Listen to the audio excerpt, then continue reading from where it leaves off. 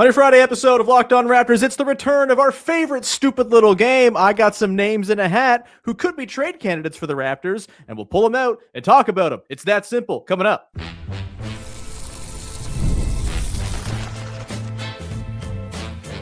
You are Locked On Raptors, your daily Toronto Raptors podcast, part of the Locked On Podcast Network, your team every day. Hey, what's going on? And welcome to another episode of Locked On Raptors, part of the Locked On Podcast Network, your team every day, and now the number one sports podcast network in the land. It is Friday, January the 23rd, and I'm your host, Sean Woodley. I've been covering the Raptors now for 12 seasons on various platforms. You can find all my work over on Blue Sky. You can find the show on Instagram. You can join us in the Locked On Raptors Discord server. Link in the description of the podcast. 100% free to join, and a great place to come talk about fake trades and stuff, as we are now less than 2 weeks away from the NBA trade deadline. Lots of other good stuff going on in there as well. Today's show is brought to you by Game Time. Download the Game Time app. Create an account. Use the code LOCKEDONNBA for $20 off your first purchase. And we're off and running here on your Friday edition of the show, where Joe Wolfond is back now of Raptors in 7. He's got a writing credit, baby. What's going on, pal? It's thrilled to have you, and a thrill to have you doing words for Big V's newsletter now. Yeah, happy to have landed there for the time being, and we'll see where it takes us. Hell yeah. But, yeah, excited to be writing again, writing about the Raptors specifically, and excited to be here picking some names out of a hat. My favorite thing to do with you, Sean. Yes, it's the game where I force you to speak in very small, concise chunks, and it's just training you for our regular episodes where we talk way too long. Training me, frankly, as well. Yes, we are playing a game that we're going to have a commissioners meeting about in a second to see if we're going to change the name of it, but the conceit is the same. I have some names of some potential trade candidates for the Toronto Raptors in a hat. One by one, I will pull them out. We will each have 90 seconds to get in our thoughts on whether the Raptors should or should not pursue this guy, how they'd fit, et cetera, before the duck alarm goes off. We were calling this game Race Against the Duck, but listener Ben, who is one of our most annoying listeners, who I love, who also has good ideas sometimes, suggested we should just call the game Duck the Tax, which I feel like, do we have a quorum here, both of us voting in favor of, yes, we should change the name to Duck the Tax? I mean, it's... especially this season, it feels apt, right? Sure, I don't know if in future seasons that's going to be as much of a consideration, but it sure seems like that's going to factor into whatever happens with this team around the trade deadline. So I'm for it. Love the pun.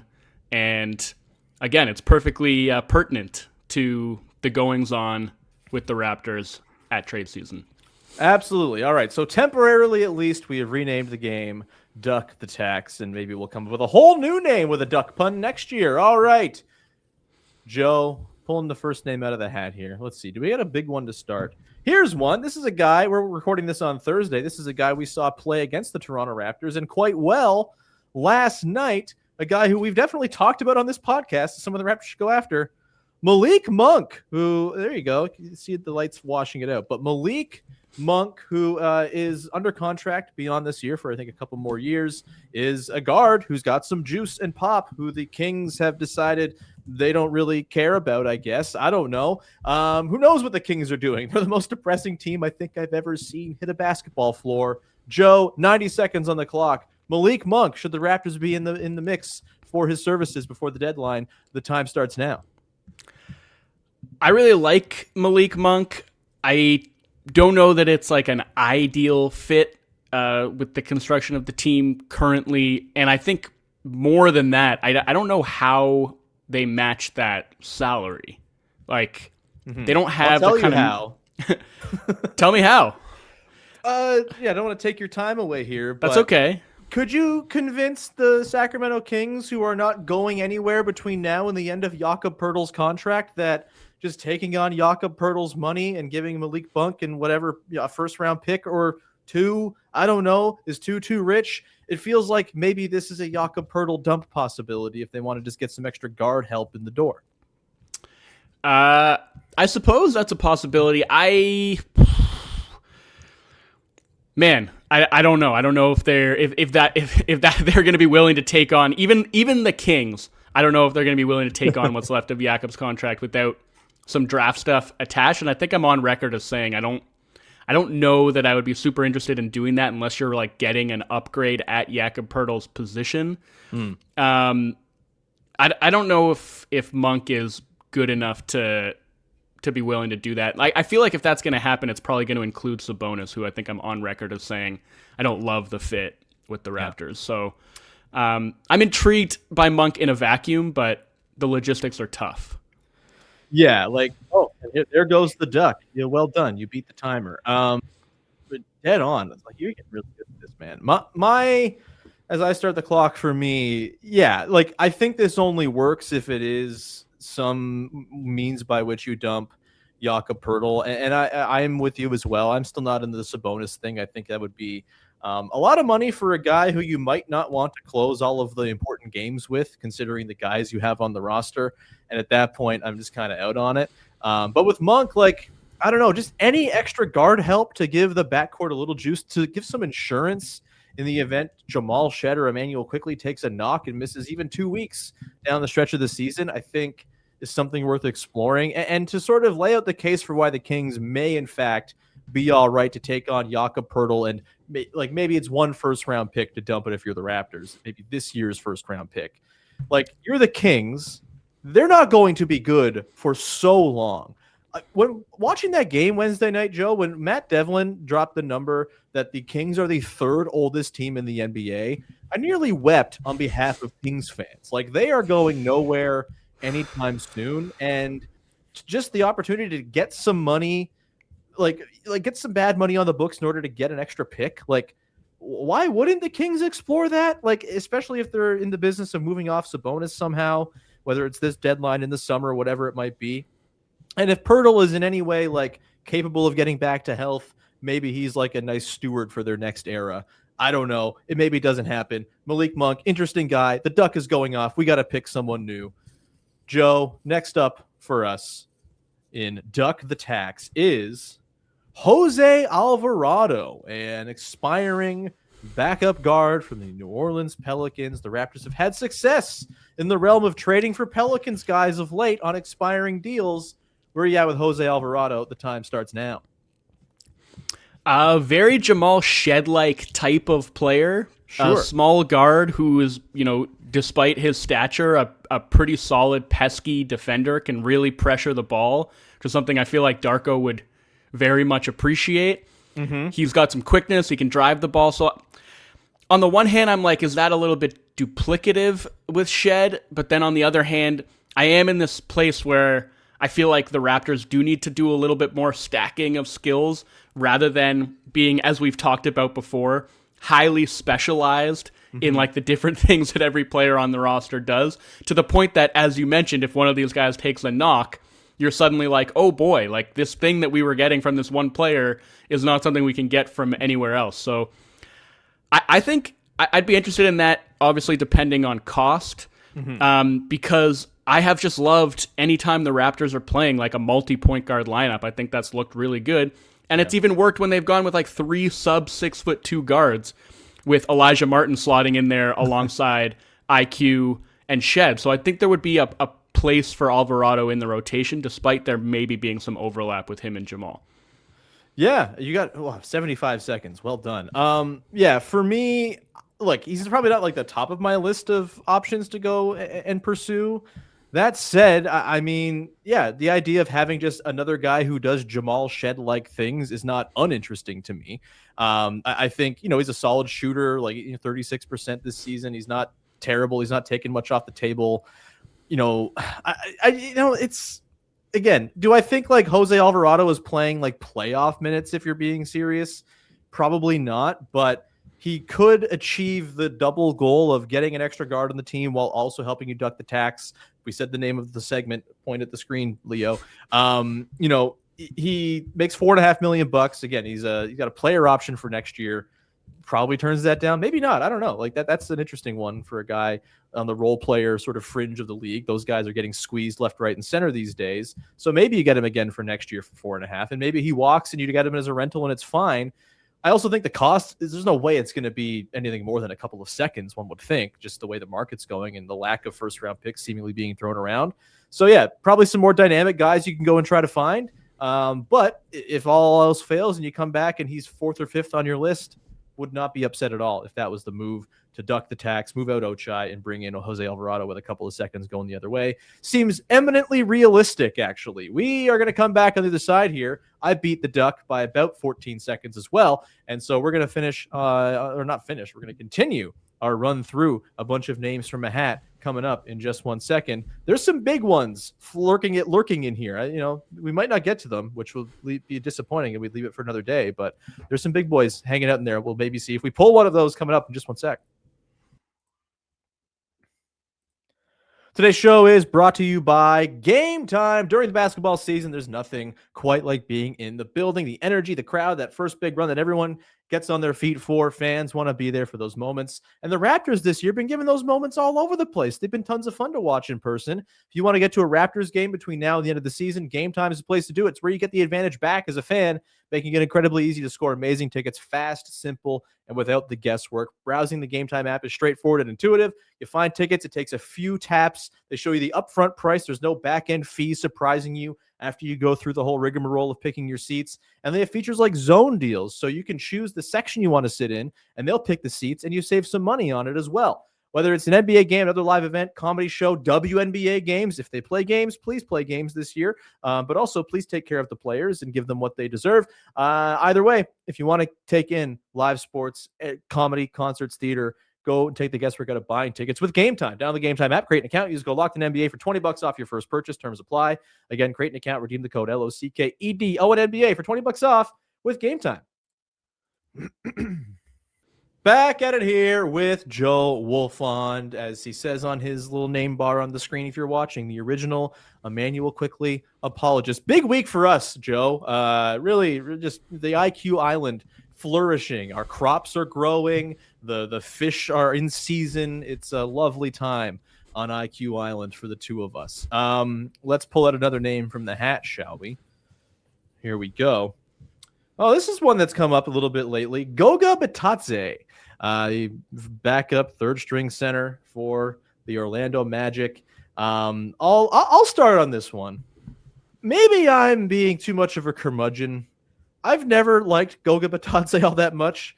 Like, good defensive player, sure.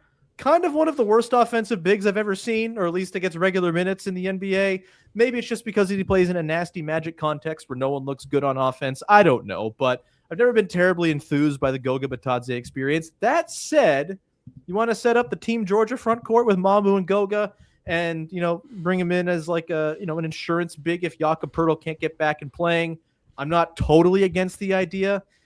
I just, he's just never been a player who's really tickled my fancy all that much, even though he's had some moments. And again, I think he's a pretty solid defensive big. He also makes probably more money than it's realistic to bring back. He makes, it's a declining contract. He makes 8.3 this year, 7.6 next year. So if you're trying to do the duck to tax thing, it's got to be Ochai plus somebody else. Are you including Gradey Dick in a package for Goga Bitadze? I don't quite know. Are you including Jacoby Walter? Jonathan Mobo doesn't make enough to make it work to duck the tax. And so I think you got to start to make some tough decisions there. And I'm just not sure Goga's enough of an upgrade on, say, Colin Murray-Boyles playing backup 5 for me to be all that interested in this one. I'll turn it over to you, though, Joe. You got the 90 seconds on the clock. Goga Bitadze, go. So I'm going to just make a case for Goga, the player, quickly before I kind of address the things that you're talking about in terms of, the ducking the tax aspect and then just the rotation generally. So I agree with you. Goga's not a great offensive center, but I think he's useful enough. Like, he can pass the ball. He's got decent touch, and he's not going to he's not going to force the issue, right? Like, he's not going to do anything that he's not capable of. He will play within himself, and he can fit functionally within an offensive context by just doing kind of big man things. I think he's an excellent defensive center, like one of the most underrated defenders probably in the league this season. 4.3 stocks per 36 minutes. Like, he is a true defensive playmaker and like a legit very good rim protector who I think could really shore up some of the limitations this team, has had having to play basically small ball in the absence of Jakob Poeltl. Now, I think, the question of if the goal is to duck the tax, yeah, you're going to have to include 2 rotation players, and that maybe you don't want to do that, right? Maybe Goga isn't good enough to justify that. And then I think, look, I'm writing a piece about this right now for the newsletter, so you can read about my thoughts on all of this soon. But I think it is a very interesting question whether adding another piece to the center rotation is something that needs to happen this season, and like the lengths that you ought to be willing to go to make that happen, considering quack, quack, quack, considering the kind of production that you've gotten from Mamu and CMB when they've slotted in at the 5, right? Like, is Mamu as effective as a 4 as he's been as a 5? You know, like, do you want to bump him down? I think there's a cost-benefit analysis to be done there that I can't do in 90 seconds, but I like Goga as a player. Well, it's okay. You had 2 full minutes to do it, and you still couldn't get it done. Unbelievable. All right, next guy coming out of the hat. Let's see what we got here. This is a guy we've talked about on the podcast before. Collin Sexton, an expiring guy who makes around the same amount as Malik Monk, and so the salary matching thing becomes a challenge, but I will give it to you, Collin Sexton, as a guy you bring in to maybe sign as a rental, whatever you want. 90 seconds on the clock, go. Yeah, I think the only way the Collin Sexton deal works is in the specific framework that you pitched me a few episodes back of, I think it was Jakob and maybe like a 2027 first rounder for Sexton and Diabate. And Who's the benefit been too good? there, They're not moving Diabate now. He's awesome. so you like go a ways toward addressing the center issue there. You get off of Poeltl's contract and you get in a guy in Sexton who does a lot of the things that I think you want from your guard core that you haven't quite gotten enough of. Although lately, IQ is like attacking the paint, getting into the teeth of the defense, playing super aggressively. You know it, baby. Shooting 52% from 2-point range now this season. And so maybe you don't need it, but like Sexton, a guy who can really drive the ball, who can also really shoot the ball, who can play alongside other guards as sort of like a hybrid on-ball, off-ball dude. And I think I would like that as an addition to this team and just to bolster the backcourt, which, as I've said many times, I think could use bolstering. Yeah. Sorry if I got distracted while you were talking there. There's a full-on desk avalanche. All of my stuff on my shelf just poured out onto the desk. Anyway, yeah. That's what happens when we talk about Moussa Diabate, man. You just get too excited. He's the human earthquake. Yeah. Look. I made the case on the show as I put my timer on. I made the case on the show on Thursday that I think I'm at the point where I'd be all right with the Raptors pursuing a rental of some persuasion to keep the money clear for the long term, but also just give a little stopgap, a bridge to next season with the guard help thing. So even if you brought in Sexton to eventually just let him walk in the summer, I think it's worth exploring. You know, what does it take to get the Hornets to accept Jakob Poeltl for Collin Sexton, I guess, is the big question, right? You know, they're a team that is on the rise. Maybe they can talk themselves into a healthy Jakob Poeltl being a nice complement to their big man rotation. Maybe they feel fully fine with Moussa Diabate and Ryan Kalkbrenner as their 2 bigs, and they're not so worried about it. I think it's probably more the latter. And so, like, I don't know. I'm not into the idea of giving up a first-round pick for a rental unless it is also getting off of a contract. It seems like it might be an albatross.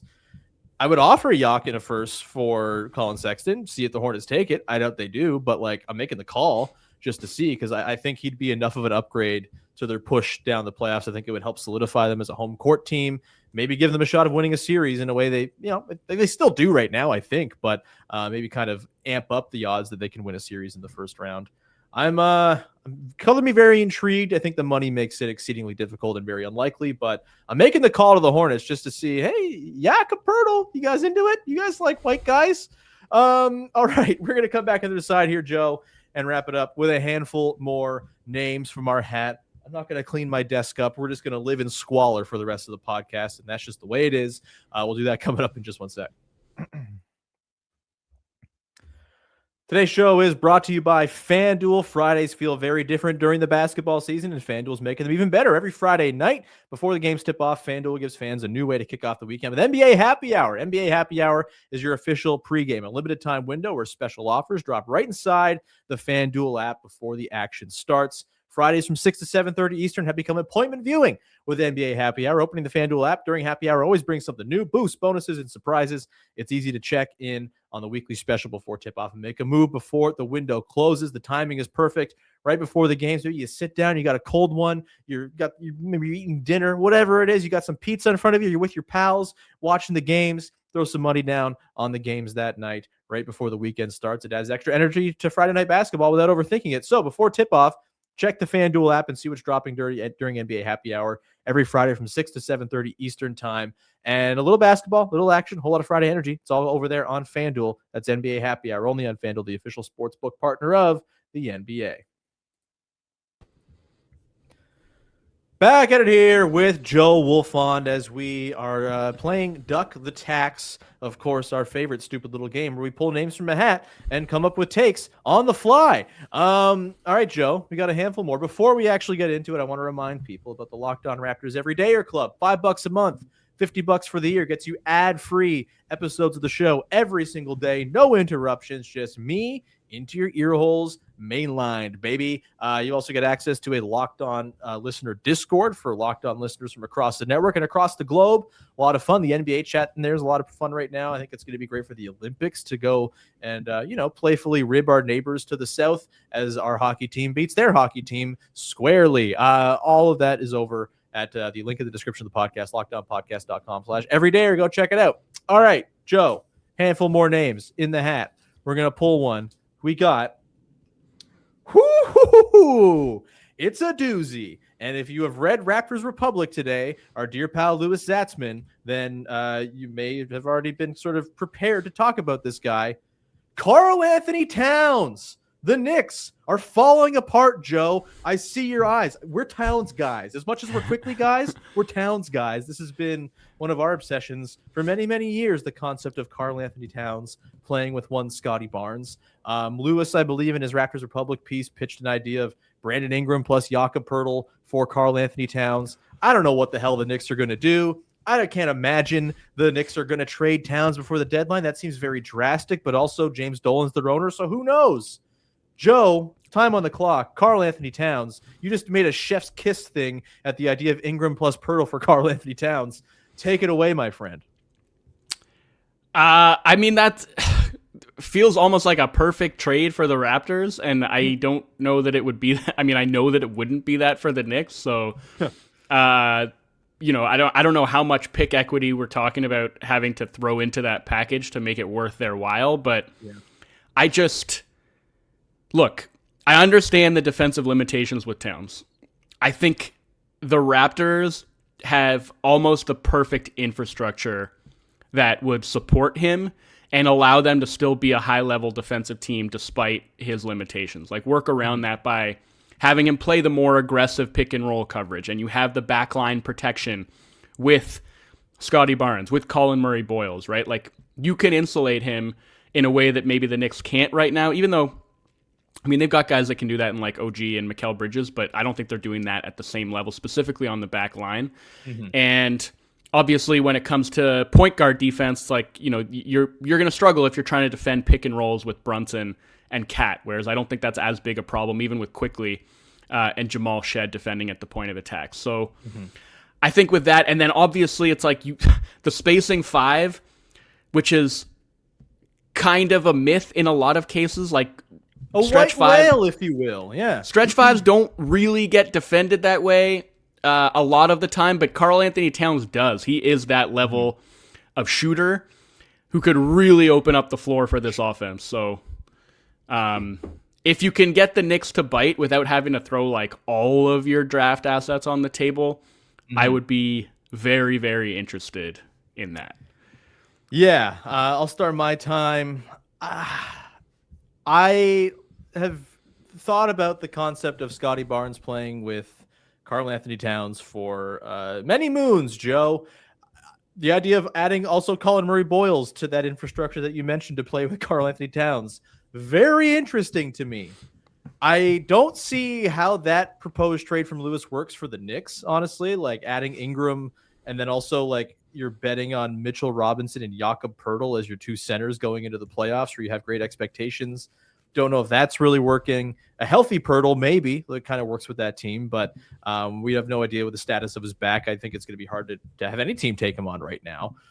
And as much as I love the idea of Towns playing with Scotty, I think Ingram, while imperfect, has brought a lot of really important things to the table for this team. I think you'd miss those things again. I think like the shot creation would really struggle. I know Towns can get his own a little bit, but you probably want him having a more sort of lead creator to work with. Maybe there's enough just sort of across the board quickly. RJ, Scotty filling in to kind of by committee have enough creation to make it work. I'm so entertained and like enthused by the idea, but just feels like it's a bit of a pipe dream. And I just don't see how the Knicks are really doing that. Unless maybe it's like an RJ plus Poeltl thing, a reunion. Anybody? People in New York love RJ. Maybe it's not going to happen. Duck is going. I'll just say if they're dangling Towns, they are going to get way better offers than that. One would think, yeah.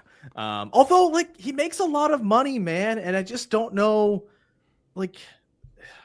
The trade market has broken my brain a little bit, Joe. I don't know what to make of anything.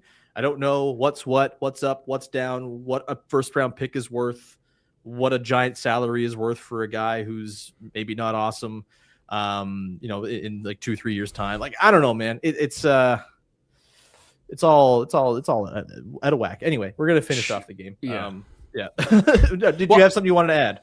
Yeah. Like if you are the Knicks and your concern is, well, Karl Anthony-Towns is like making too much money and he's not a great fit for the team. Like, okay, so you're better off giving that money to Brandon Ingram when you already have, like you don't really need his shot creation in the way that the Raptors clearly need it right now. And then also you're taking on, like Jakob Poeltl's deal when you don't even know if he's going to be ambulatory and like he's pairing in a front court with Mitchell Robinson, who is definitely a health concern, plays like half the games. I don't see it from their perspective at all, unfortunately.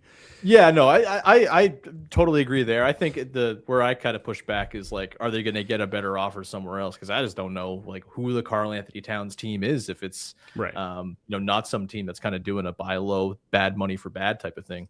In which case they should just not trade him, is my point. Yeah. The thing is, the Knicks should just stay and have all the good players they have and not be weird and Knicksy about it all. And, accept that sometimes you lose 8 of 10 in the middle of the regular season and it's fine. But who knows? James Dolan is a wild man. Last one here. I forgot I put this guy's name in the hat 2 weeks ago, but he's here. I don't think it's terribly feasible, but Herb Jones. Pelicans, we already talked about Jose Alvarado. I know Trey Murphy is a guy who lots of folks love. I think he's very good as well. Am I looking to, put the New Orleans Pelicans back together in Toronto? Not necessarily, but Herb Jones, time's on the clock. What you got for me? I still have the same question about how you're getting to that salary match. Yeah, it's another Jakob Poeltl plus stuff dump, and you got to add more stuff. Yeah. And it's another guy who is not going to get guarded on the perimeter, which is a concern. But my God, I love me some Herb Jones. Like, that dude is just a special defender who can switch across, virtually every position, like 1 through 4 at least. Can give you some of that weak side rim protection. I know they're kind of stupid with weak side rim protection as it is, but like you can never have too much of it. No. The whole plan of weak side rim protection. I'm cool with that. Seriously. But then, look, he can also guard the ball. Like, he can defend at the point of attack. I know, he doesn't have the kind of shooting skill that's going to command defensive attention, but he can really cut, and he can finish at the rim, and he can pass, too. Like, you can put the ball in his hands, and he can make something happen. So they can find uses for him offensively and maybe try to work around some of the spacing limitations. Again, it's like, what are you giving up? But I would love to have Herb Jones on the Raptors. I'll say that. Yeah. So Herb notably makes $13.9 million this year. I'm not sure if there's like a poison pill situation there as far as what he needs to have matched going out and trade, because he has an extension that kicks in next year, starts at 21, then 22.5, then 24. So forgive me on the cap stuff here. The duck has gone off. I'm going to start it from me, but I won't need the 90 seconds here because I think you basically said everything. But he makes about 13.9 right now. You could, in theory, put together Ochai plus Gradey plus Jakob Poeltl, just the whole vortex of guards off the bench for the Raptors that hasn't quite borne a lot of fruit this year, and turn him into one guy, and sort of this could apply to anyone in that sort of $13 million range. Kobe White also makes around that amount of money if you wanted to go for a guard and just send all three guys out. Again, it requires the other team to want all three guys. Maybe Grady's played himself into some favor of late. Jakob Poeltl, maybe there's some believers around there. I'm sure the Raptors are still believers in Jakob Poeltl. There's no reason not to be necessarily, but if you wanted to turn those three dudes into one guy that you kind of know, hey, this guy's coming off our bench and we know he's going to be very good, I could see the argument for it if the other team has like the roster space, and all that boring stuff that they sort out when everyone decides they want to make a deal. But yeah, I mean, Herb Jones, really good defensive player, build the whole plane out of awesome defenders and give up, 94 points a game. Maybe you score 98, but who cares?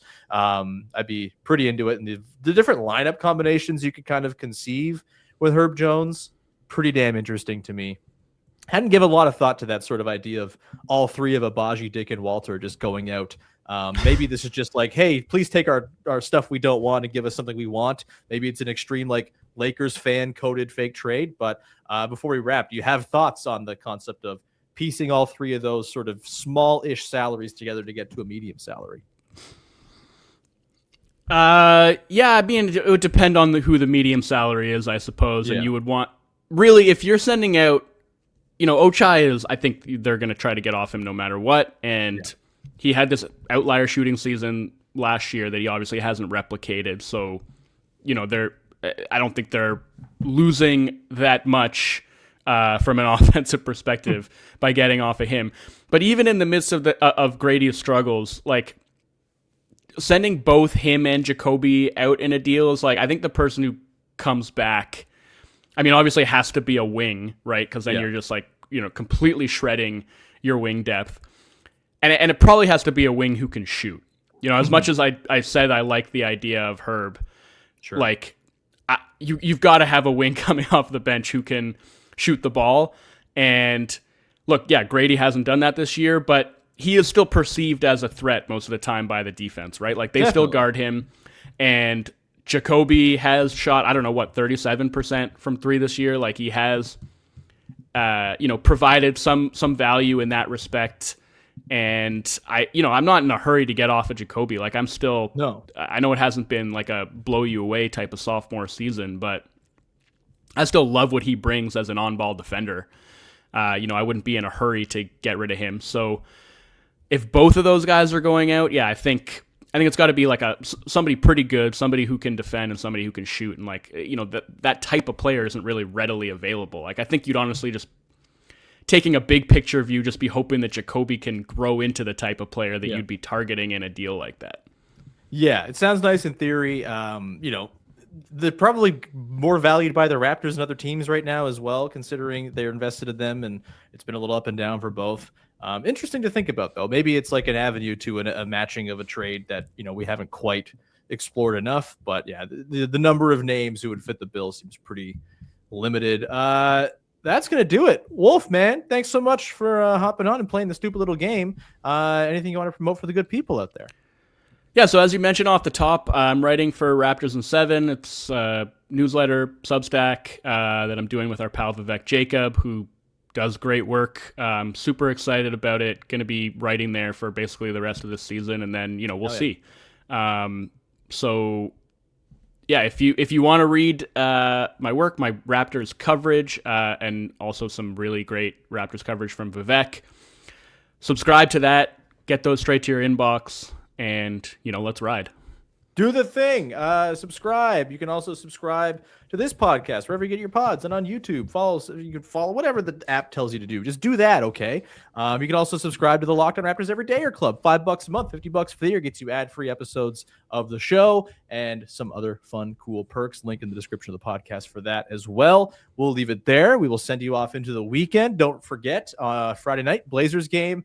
Post-game, Zulfi Shake, Dwayne Notice doing the postcast. They have it live as soon as the game wraps up, and they're covering you. And that will be your weekend dose of the show. And then we're back next week with our regular 5-a-week schedule and all that good stuff as the trade deadline draws near. I'm sure we'll have a lot more trade scuttlebutt to dive into because, it's the best thing in the world. It's what people click on, baby. We'll leave it there. We'll talk to you soon. Have a great weekend. Bye-bye.